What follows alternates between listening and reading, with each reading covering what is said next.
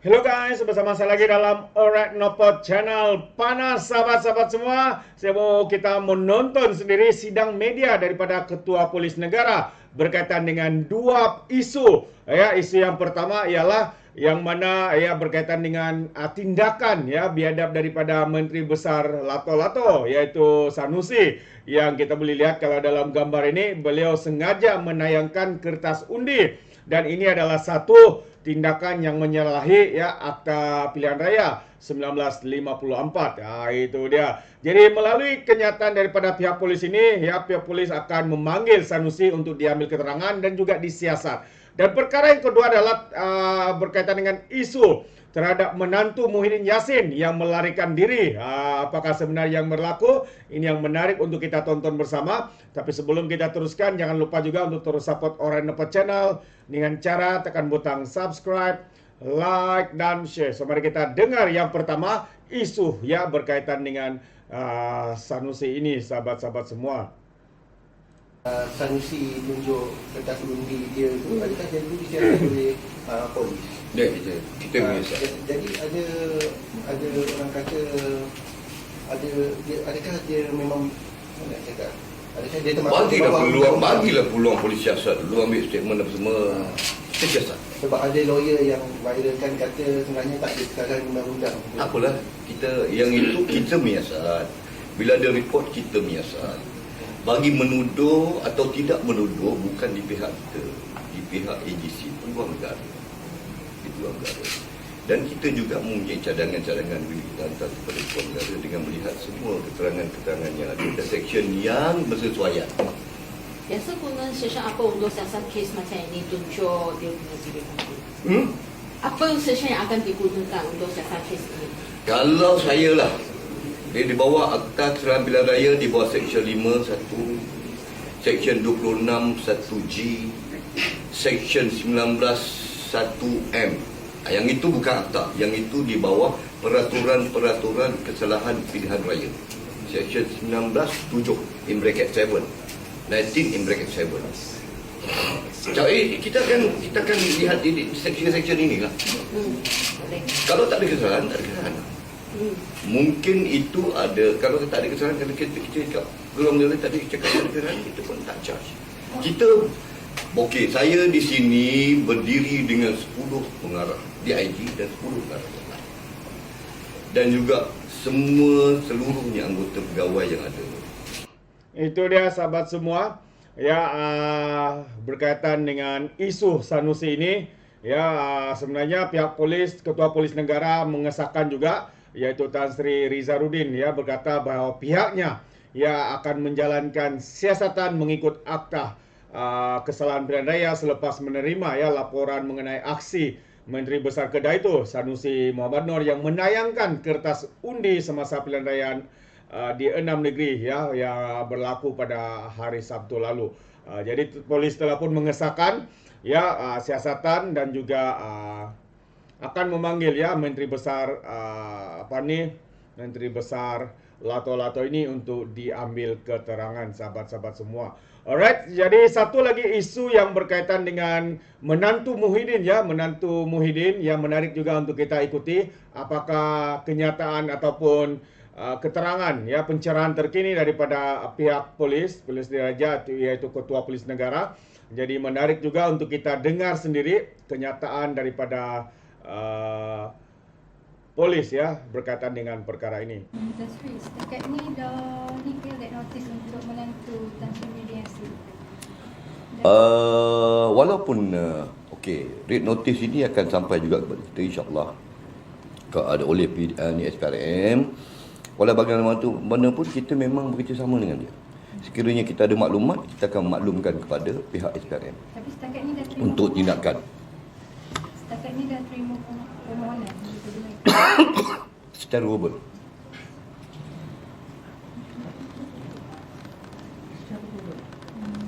Lain, okey, thank you. Tan Sri, ada lagi soalan berkaitan dengan salah guna kad pengenalan juga undi PRN. Oh, 94 kes tu. Menggunakan apa tu? Kad pengenalan orang lain. Orang yang punya kad Alright guys, pengenalan nak mengundi. itu sedikit pencerahan berkaitan dengan perkara yang melibatkan ya menantu kepada Muhyiddin ini. Jadi kalau saya baca lebih lanjut ya berkaitan dengan kenyataan ini sebenarnya, Polis Diraja Malaysia mengesahkan telah menerima permohonan Suruhanjaya Pencegahan Rasuah ISPRM untuk menyenaraikan nama menantu bekas Perdana Menteri ya Tan Sri Muhyiddin Yassin dalam notis merah Interpol ya berkaitan dengan siasatan dakwaan rasuah. Ketua Polis Negara Tan Sri Razarudin berkata permohonan untuk menyenaraikan Datuk Seri Muhammad Adlan Burhan berumur 48 dalam notis merah berkenan diterima secara lisan daripada ISPRM. Jadi bercakap kepada sidang media pada majlis serah terima tugas kepada Jabatan Siasatan Jenayah di Bukit Aman hari ini, beliau berkata PDRM dan ISPRM akan bekerjasama dalam kes berkenaan. Sekiranya ada maklumat tambahan, notis merah Interpol saya akan memaklumkan kepada ISPRM untuk tindakan selanjutnya. Katanya, pada 9 Ogos lepas ISPRM memohon kepada PDRM untuk memasukkan nama 2 individu termasuk menantu Muhyiddin ke dalam senarai notis merah jika gagal tampil untuk membantu siasatan. Ketua Pesuruhjaya ISPRM Tan Sri Azam Baki sebelum ini dilaporkan berkata, Muhammad Adlan dan Mansur Saad 69 tahun dikehendaki ISPRM bagi membantu siasatan dakwaan kes rasuah dan juga penyelewengan projek pendaftaran pengambil alihan serta penyimpanan biometrik pekerja asing di sebuah kementerian. Dan kementerian itu melibatkan Kementerian KDN yang semasa itu menterinya adalah tidak lain dan tidak bukan adalah Hamzah Zainuddin, sahabat-sahabat semua. Jadi saya ingin memberikan sedikit pencerahan ya apabila dikatakan Ketua Polis mengatakan bahwa menantu Muhyiddin ini telah disenarai ataupun dikenakan notis merah Interpol. Jadi mungkin ramai di antara kita yang tertanya, sahabat-sahabat semua, apakah maksud notis merah Interpol ini? Jadi kalau kita lebih boleh berikan sedikit pencerahan supaya kita faham apa sebenarnya yang berlaku. Notis merah Interpol ini adalah permohonan oleh negara anggota bagi mengesan dan menangkap seseorang individu sebelum dia dikenakan ekstradisi, dan notis itu hanya akan dikeluarkan sekiranya terdapat waran tangkapan kebangsaan yang sah. Notis merah boleh digunakan di mana-mana negara anggota Interpol dan pasukan polis di semua negara anggota adalah berkewajiban menangkap individu yang dikehendaki. Jadi selepas itu sahabat semua, negara tersebut boleh membuat permohonan kepada negara berkenaan untuk menghantarnya pulang. Sesebuah negara mungkin tidak mempunyai perjanjian ekstradisi dengan semua negara anggota Interpol, tetapi perkara itu tidak menjadi halangan selagi mempunyai hubungan diplomatik dua hala dengan negara berkenaan. Namun ketiadaan perjanjian ekstradisi tidak bermakna keadaan menjadi mustahil. Proses yang renyah, bagaimanapunkah proses ekstradisi amat kompleks dan merenyahkan kerana individu yang kaya dan berkemampuan boleh menggunakan mahkamah di negara itu bagi menyekat atau melenggakan keseluruhan proses ekstradisi kecuali Brunei dan juga Singapura. Kerajaan juga boleh membatalkan pasport individu yang dikehendaki dan dengan itu akan menjadikannya sebagai orang tawan, sebagai orang tanpa warga negara. Dengan cara itu, dia perlu bergantung kepada balas ehsan negara yang menjadi tempat tinggalnya sekarang kerana melanggar undang-undang imigresen negara berkenaan. Tekanan seperti ini akhirnya akan memaksa individu tersebut kembali ke negaranya secara sukarela.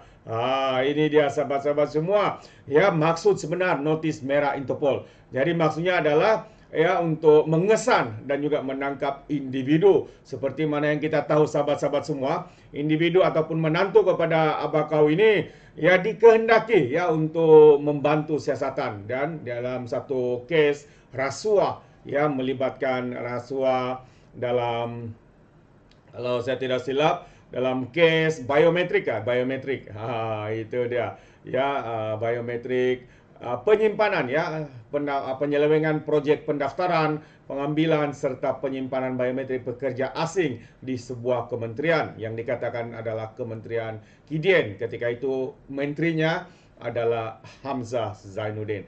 Jadi sahabat semua, semoga anda jelas dengan dua perkara. Pertama tadi Sanusi akan dipanggil oleh polis untuk diambil keterangan dan juga disiasat karena tindakan biadab beliau menunjukkan kertas undi, dan yang kedua Polis telah pun menerima notis merah, permohonan notis merah daripada SPRM terhadap menantu Abakau Muhyiddin Yassin.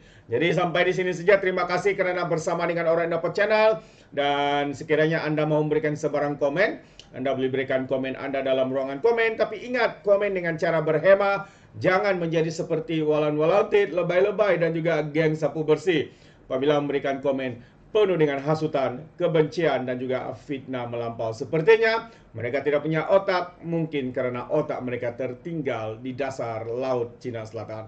Alright, sampai di sini saja. Izinkan saya untuk mengundurkan diri.